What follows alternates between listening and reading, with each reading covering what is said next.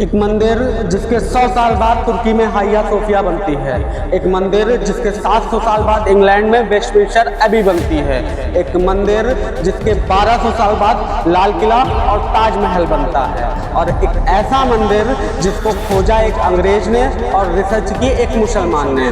नमस्कार मित्रों, मैं प्रशांत शुक्ला स्वागत करता हूं आपका अपने फेसबुक पेज पर और यूट्यूब चैनल पर। हम आपको आज एक ऐसे मंदिर के बारे में बताने वाले हैं जिसको 450 साल पहले तक कहा जाता था कि इसको भूतों ने बनाया है।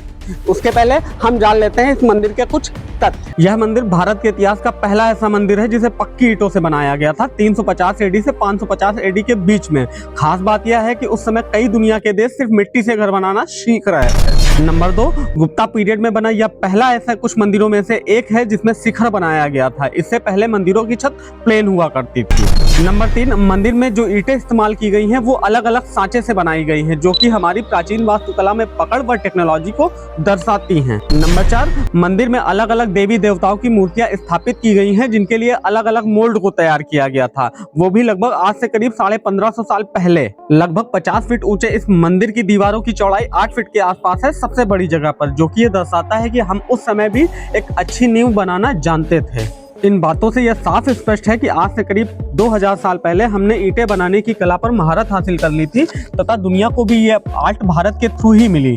दोस्तों, ये मंदिर कानपुर से करीब 35 किलोमीटर की दूरी पर स्थित भीतरगांव नामक जगह पर स्थित है। मुझे गर्व है इस बात पर कि मैं एक ऐसे राष्ट्र से आता हूँ जिसकी संतति के ऊपर हजारों हमले हुए, लेकिन फिर भी हमने अपनी साझा विरासत को संभाल कर रखा। अब बात करते हैं इस मंदिर को खोजा कैसे गया।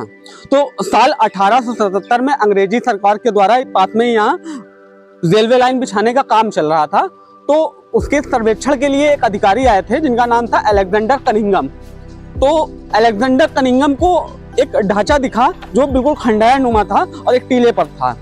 तो उन्होंने जो है लोकल लोगों से पूछताछ की तो बताया गया कि ये मंदिर भूतों ने बनाया है, क्योंकि वो खंडहर था। लोकल लोगों के बीच यही मान्यता थी कि इसे भूतों ने बनाया है।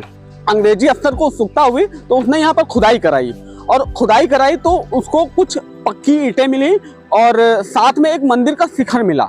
ये मिलने के बाद अंग्रेजी अफसर बिल्कुल हतप्रभ था, क्योंकि ये जो टेक्नोलॉजी इसमें यूज की गई थी वो अफसर जानता था कि ये वेस्टमिंस्टर में और जो है हाइया सोफिया में यूज की गई है। और उसके पहले का जो ये ढांचा मिला उसको, तो वो यकीन नहीं कर पा रहा था कि भारत में इतनी पुरानी जो है टेक्नोलॉजी मौजूद थी। तो उस अफसर ने क्या किया कि अपने अंग्रेजी सरकार को एक पत्र लिखा जिसमें उसने बजट की पेशकश की इसको रिबिल्ड कराने के लिए, जिसका आप यकीन करो मात्र उसका बजट 2000 रुपए था, मात्र 2000 रुपए। लेकिन उस समय की अंग्रेजी सरकार ने उसको अप्रूव नहीं किया। लेकिन उस अंग्रेजी अफसर ने हार नहीं मानी और उस पर धीरे धीरे जैसे हो सका, जैसे तैसे हो सका, उसने अपने चंदा लगा के कुछ ना कुछ कंस्ट्रक्शन करवाया। सन मोहम्मद जहीर जो ब्रिटिश सरकार में cultural affairs and scientific research के डायरेक्टर थे, उन्होंने एक किताब लिखी है इस पर, द टेम्पल ऑफ भीतरगांव। और उन्होंने इस बात की पुष्टि की है इसमें कि इस मंदिर को करीब 4वीं या 5वीं शताब्दी के बीच में बनाया गया है। और उन्होंने ये भी बताया कि इसमें 148 टेराकोटा के पैनल पाए गए हैं, जिसमें से 123 अभी भी मौजूद हैं, जिसमें भगवान शिव, विष्णु, गणेश एंड वारा अवतार जो भगवान विष्णु का अवतार माना जाता है, इन सब देवी देवताओं की मूर्तियां हैं। लेकिन हैरानी की बात यह है कि इसका जो गर्भगृह है ताला लगा हुआ है अभी, और इसके अंदर कोई भी मूर्ति नहीं है। क्यों नहीं है, मैं आपको बताना चाहूँगा कि उस समय या उसके पहले तक जो पूजा पद्धति हुआ करती थी वो वर्चुअल हुआ करती थी, यानी लोग आग, अग्नि या यज्ञ, हवन वगैरह से पूजा करते थे।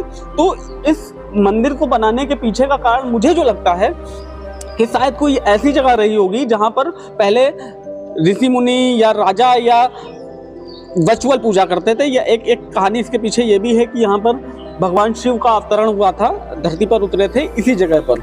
एक कहानी में ये परसेप्शन मिलता है।